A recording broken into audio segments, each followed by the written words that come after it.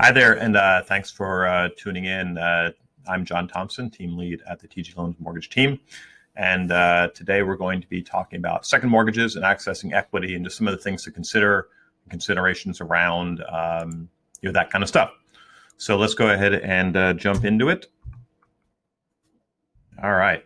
So essentially tapping home equity can involve a couple of different things, right? So there's the things to be thinking about are what's the amount you want to borrow, what's the time frame, and what I mean by time frame is how long you think you're going to need the money. Is it just a few months or is it several years?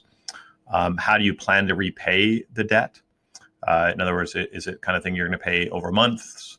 Are you going to pay it, lump sums when you get bonuses or other large chunks of money?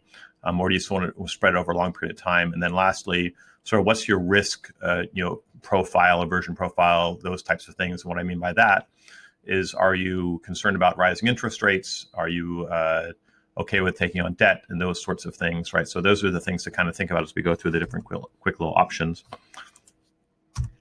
All right, and so the most common equity tapping products in the conventional world, and by conventional I mean on the normal mortgage, there are other options that are outside of this conversation that involve private money and reverse mortgages, which we're not talking about today, but in another lesson. But we're talking about just sort of the conventional stuff today.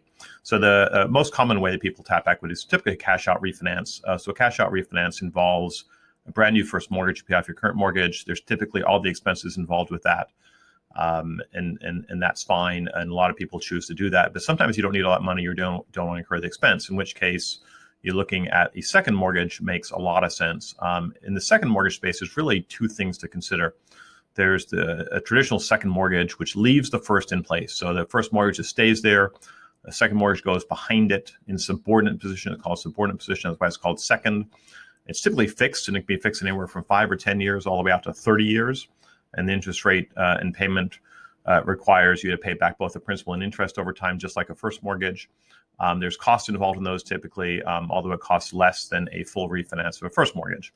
And the last and most common way people tap equity is actually a home equity line of credit, more commonly known as the HELOC, home equity line of credit. And it's essentially a giant credit card secured by your home. It's in second position. It's typically revolving like a credit card. You can draw money and then pay it back and then draw it again. And that feature is typically there for about 10 years. So it goes kind of up and down. It's going to have lower payments than either of the other options because typically the payments are interest only. So you don't have to pay back the principal other than when you want to. Although at the end of a 10-year period, typically you're repaying that mortgage over the next 10, 15, or 20 years. And so the payment can jump pretty significantly after 10 years. The other thing going to happen with a line of credit is that it can be closed. Lenders can choose to close them if they want for a variety of reasons. And so that's one of the risky things having to do with that product.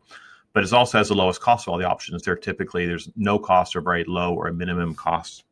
So what are the things we want to think about? So the higher the dollar amount, the more you might want to think about a cash out refinance on a first mortgage or a second mortgage.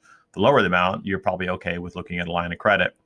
The longer you need the money, you're going to want, again, to look at a first mortgage or a second mortgage instead of the line of credit, simply because the repayment for large sums of money, which I consider, 100,000, 200,000, 300,000 is a large sum of money.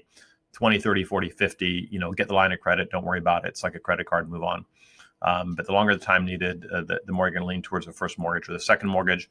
What's your repayment plan? If you want to make monthly payments, you want it to be consistent and you want to know what it is, that's going to lean you towards the second mortgage. If you sort of think you can pay it off in chunks and just make a minimum payment for when you can and then make large payments, every once in a while, maybe once or twice a year, then the line of credit is probably a way to consider. And then the risk tolerance. The lines of credit are all variable. They're based on prime rate, or sometimes they're on other indexes, but they're all variable. Currently in 2020, interest rates are very low. They won't always be low, though. And so if people are concerned about rates that go up and down, they don't like the idea of varying interest rates, then you want to lean towards a second mortgage. But if you're okay with managing that risk, then line of credit can be a great option. And I think all of these are good options. All right. So thanks very much. Great lesson today. Hope you enjoyed it. I want to remind you, anytime you want a free copy of our book, Borrow Smart, Repay Smart, just reach out and I'll be happy to send you one and talk to you soon. Thanks.